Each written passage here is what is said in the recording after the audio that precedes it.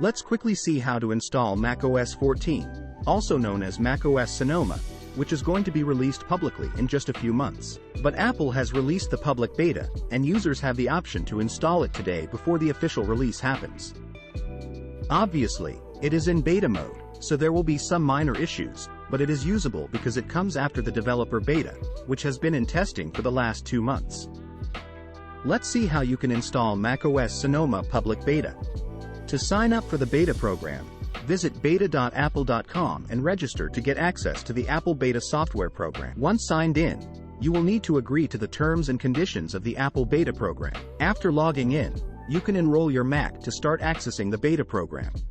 As you can see, when I go to About My Mac, you can see that I am on macOS Ventura 13.4.1.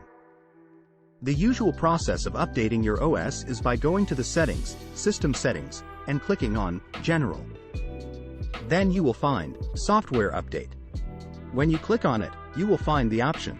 So, I am getting those notifications that there is a security response available for macOS Ventura, and I can restart, and it will be installed on my macOS Ventura.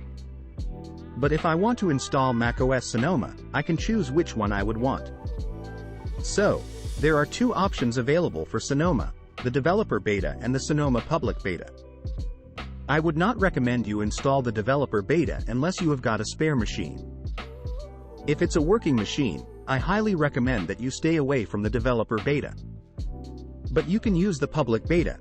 It will still have some issues, but the issues will not be too big. And if you are patient enough, you can wait for the official release, which is going to happen in just a few months from now. But if you want to use the beta, you can select the Sonoma public beta, and the update will be available.